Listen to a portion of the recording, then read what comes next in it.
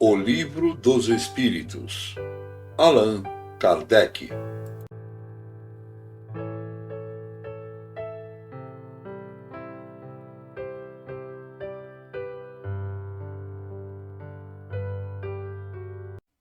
Livro 3º, As Leis Morais. Capítulo 2, Lei de Adoração. 6. Sacrifícios. 669. A prática dos sacrifícios humanos remonta à mais alta antiguidade. Como foi o homem levado a crer que semelhantes coisas pudessem agradar a Deus? Primeiro, porque não compreendia Deus como sendo a fonte da bondade. Entre os povos primitivos, a matéria sobrepõe-se ao espírito. Eles se entregam aos instintos animais e por isso são geralmente cruéis, pois o senso moral ainda não se encontra desenvolvido. Depois, os homens primitivos deviam crer naturalmente que uma criatura animada teria muito mais valor aos olhos de Deus do que um corpo material. Foi isso que os levou a imolar primeiramente animais e mais tarde criaturas humanas, pois segundo sua falsa crença, pensavam que o valor do sacrifício estava em relação com a importância da vítima.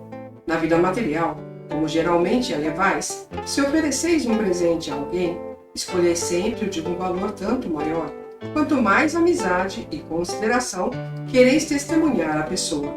O mesmo deviam fazer os homens ignorantes com relação a Deus. 669-A. Assim, os sacrifícios de animais teriam precedido os humanos? Não há dúvida quanto a isso. 669-B. Segundo esta explicação, os sacrifícios humanos não se originaram de um sentimento de crueldade? Não, mas de uma falsa concepção do que seria agradável a Deus. Vede Abraão. Com o tempo, os homens passaram a cometer abusos, imolando os inimigos, até mesmo os inimigos pessoais. De resto, Deus jamais exigiu sacrifícios, nem de animais, nem de homens. Ele não pode ser honrado com a destruição inútil de sua própria criatura. 670. Poderiam os sacrifícios humanos, realizados com intenção piedosa, ter algumas vezes agradado a Deus? Não, jamais. Mas Deus julga a intenção. Os homens, sendo ignorantes, podiam crer que praticavam um ato louvável ao imolar um de seus semelhantes. Nesse caso, Deus atentaria para o pensamento e não para o fato.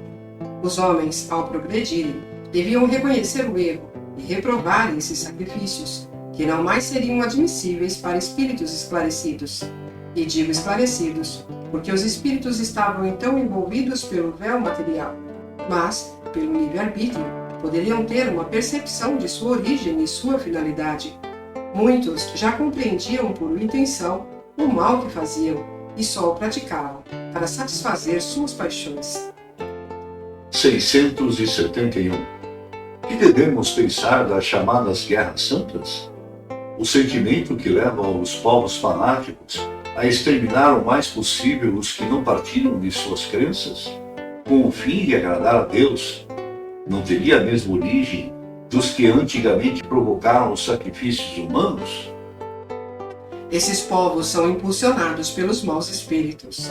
Fazendo a guerra aos seus semelhantes, vão contra Deus, que manda o homem amar o próximo como a si mesmo.